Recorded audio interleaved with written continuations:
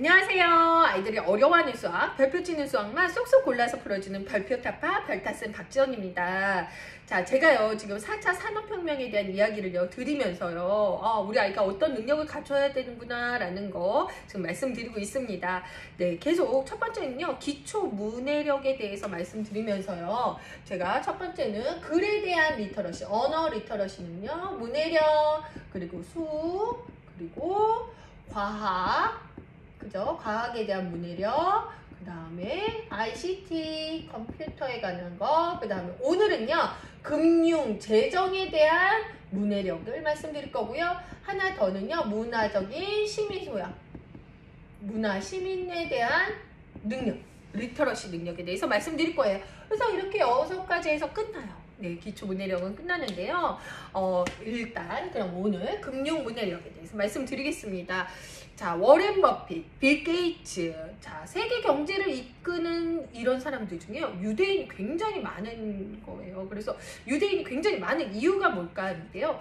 얘네들은요, 유대인들은요, 3살 때부터 경제 습관을, 경제 교육을 하고 경제 습관을 만들어준다고 그래요. 그러기 때문에 우리 나라에서도요 어렸을 때부터 우리 아이가 정말 금융 문해력이 생기려면, 정말 금융 교육을 하려면요 정말 3살 때부터 해야 된다는 거죠. 그래야지 굉장히 아이들의 금융 문해력이 높아질 수 있다라고 말씀을 드리고 싶어요. 벌써부터요. 안 그래도 어머님들이 금융 교육에 대한 이야기 많이 해주셨거든요. 제가 금융 교육에 대해 어떻게 하면 좋을지 말씀드리겠습니다. 네, 근데 하나 더 말씀을 드리면요, 문맹은요 어때요? 생활이 불편해요. 생활이 불편하지만 금융 문맹은요 생존할 수 없게 돼요. 네, 금융 문맹은 생존을 못하게 돼요. 이거는 생활이 불편하지만 생존을 할 수 없게 만들어주는 거거든요.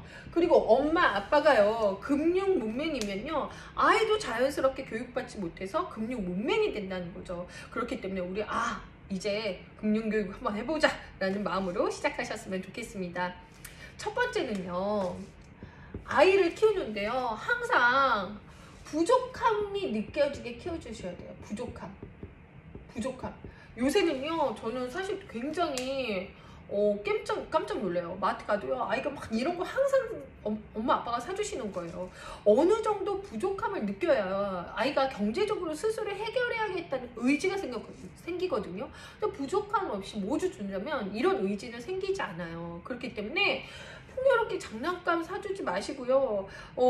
슈퍼 가도 이거 마음대로 사게 하지 마시고 꼭 하나만 사라고 저는 말하거든요. 그래서 하나만 사면은 아이가 굉장히 이거에 대한 소중함을 느끼고 저것도 먹고 싶어요. 그러면은 저거에 대해서 내가 그거를 얻기 위하여 어떻게 해야 될까? 스스로 해결하려 한다는 거죠. 풍족함은요 아이의 금융 문맹을 만드는 거예요. 그래서 부족함 있게 아이를 키워주셔야 된다. 마트 가서 많이 사주지 마세요. 저는 사실은요 초등학교 3학년 때까지는 다 땡땡 가가지고 너무 사고 싶은 거 있거나 이럴 때는요 하나씩 사게 했어요. 그러면요 자기네들이요 장난감 아니라 문구 사는 적도 있고요. 조화 있잖아요. 다 땡땡에 보면은 조화 있어요. 예, 둘째 아이는 그 공주놀이 한다고요. 그걸 사거든요. 근데 이러면서 사실은 뭐 자기가 하고 싶은 것도 하지만 다 땡땡 비싸봤자 얼마인지 아시죠? 그래서 좀 부족함을 느끼게 해주고 풍요로움을 약간 낮춰주시는 게 어떤지, 그래서 경제 개념이 조금씩 생긴다라는 걸 말씀드리고 싶습니다. 빌 게이츠의 가장 좋은 경제 교육 방침 중에 하나가요, 자녀가 원하는 것을 너무 쉽게 들여주지 않는다는 거예요. 자녀가 얻고 싶어하는 거를 쉽게 얻지 못하게 한다는 거예요. 않도록 한다는 거예요. 그만큼 풍요로움은요 아이를 망칠 수 있어요. 그래서 부족한 아이를 좀 부족하게 키워주셔라.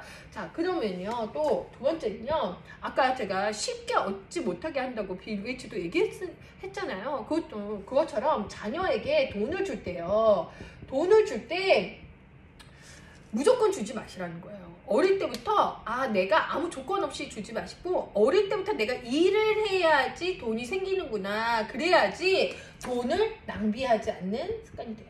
자녀한테 이유가 항상 있어야 돼요. 근데 어떤 거냐면은 뭐 시험을 잘 봐서 엄마가 2,000원 줄게, 이건 안 된다는 거죠. 어떤 일에 대가를 바라면은 그거는 좋지는 않은 것 같아요. 예를 들어서 어떤 보상을 바라고 공부하는 거는 그 공부 습관에도 굉장히 안 좋거든요. 그래서 이게 노동의 의미를 조금 알게끔 해주시는 게 좋아요. 그래서 대가성이 없는 노동의 의미, 그러니까 오늘 심화 정리를 했어요. 그러면 500원이라든가 그런 거 좀 정해놓고 조건이 있어야 자녀에게 돈을 좀 줄 수 있도록 좀 아무 조건 없이 그냥 돈을 주는 건 좀 아닌 것 같아요. 일단 학년이 지나가면 용돈을 주기적으로 주어야 하지만 액수는 약간 결핍이 느껴져야 돼요. 그럼 요거를 하나를 자연스럽게 넘어가면요, 용돈을 주시되 결핍을 항상 부족하다, 다 같은 얘기예요. 근데 결핍이 있게 만들어서 아이가 돈을 벌 수 있게 만들어 주셔야 돼요. 신발 정리 용돈 많이 줘요. 나 신발 정리 안 해도 돼. 막 이런 생각이 들게 아니라 용돈을 좀 적게 주고 만들어 주셔야 돼요. 그러면 용돈을 딱 주셨다 그러면요, 계획적인 소비를 하게 돼요. 너 이 돈으로 하루에 얼마 쓸 거야? 무엇에 쓸 거야? 이거를 얘기를 해주셔야 돼요. 그래서 액수의 결핍을 느껴서 추가로 용돈벌이를 하게 해주셔야 돼요. 네, 결핍으로 인해서 아이가 돈벌이를 하게 만들어 주셔야 된다. 그래서 경제활동을 어렸을 때부터 시켜주셔야 되고요. 이 용돈의 가장 중요한 건요, 10%, 용돈의 10%는 항상 저축을 해주셔야 돼요. 어렸을 때부터 10% 저축하면요, 점점 늘어질 수 있거든요. 늘려줄 수 있는데 어렸을 때부터 저축을 하지 않으면요, 저희도 지금 저축 안 하잖아요. 그렇기 때문에 저축하는 습관. 만약 5,000원에 일주일에 5,000원의 용돈을 받았다 그러면은 500원은 항상 저금통에 넣는다든가 이렇게 해서 저축을 할 수 있게 만들어 주셔야 된다는 거죠. 그 다음에 하나 더, 할인 카드를 쓸 수 있게 자꾸 해주셔야 돼요.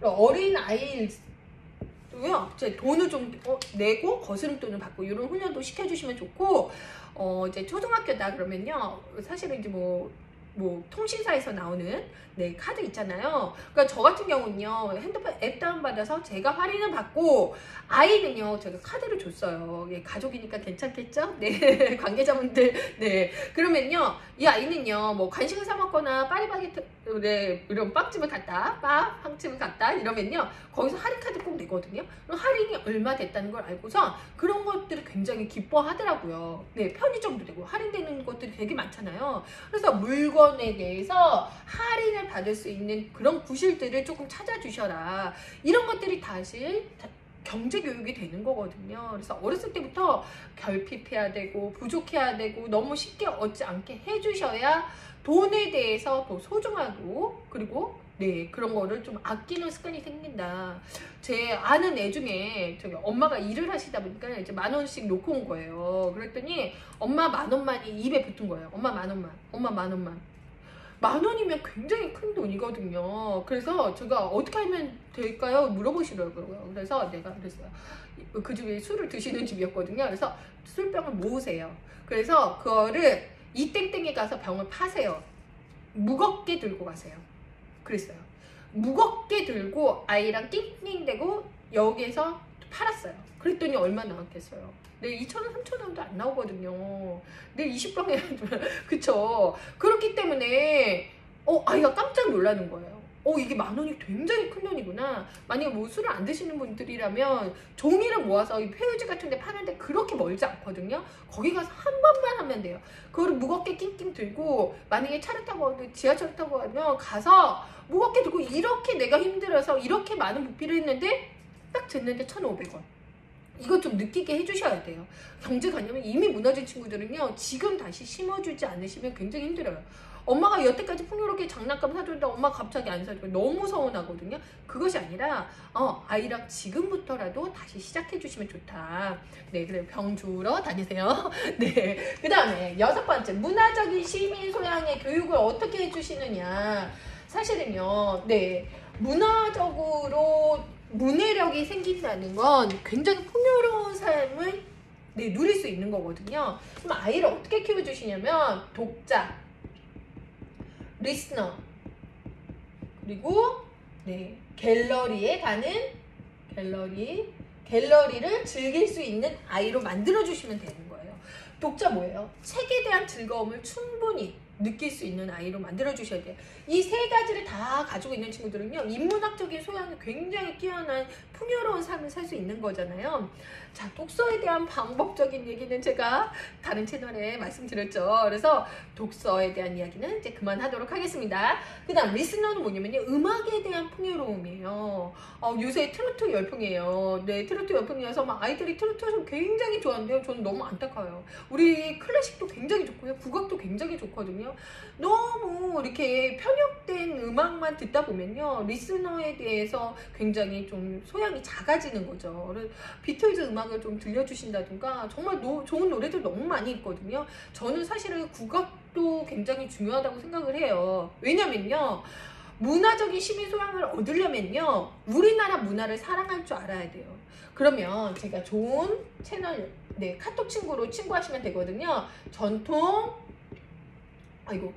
공연, 네, 카톡 친구 하시면 돼요. 예술, 제가 이름이 전통 공연 예술진흥공단. 네, 어려워요.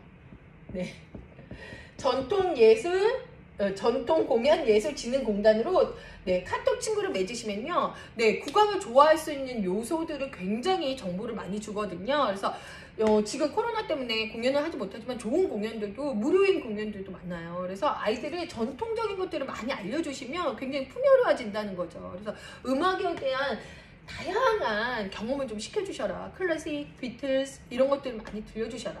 그 다음에 갤러리 말씀드리는데요. 갤러리요, 자, 가면요, 어머님들, 저도 사실 미술작품에 굉장히 문외한이 있는데, 근데 먼저 얘기해. 야, 네가 그래도 이거보다 잘 그리겠다. 이게 뭐냐, 막 이렇게 얘기하시는데, 그럴 게 아니고 정말 나와는 다른 생각을 사람들이 가질 수 있구나. 인증샷 인스타 하러 가시는 게 아니라 정말 보고 즐기시면 돼요. 네, 그래서 눈으로 보고 머리로 즐기고 가슴으로, 마음으로 느끼면 되거든요. 이거에 대한 많은 이야기를 한다든가, 이거에 대한 막 깨달음을 얻는다든가, 그건 중요하지 않아요. 정말 그게 궁금하시다면 도슨트 설명 시간에 들어가시면 되고요.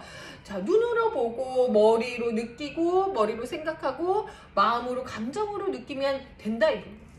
그러면 문화적인 소양은 자연스럽게 키워준다. 그래서 이런 갤러리 같은 데도 많이 가셔야 된다는 거죠. 제가 지난 시간에도 말씀드렸잖아요.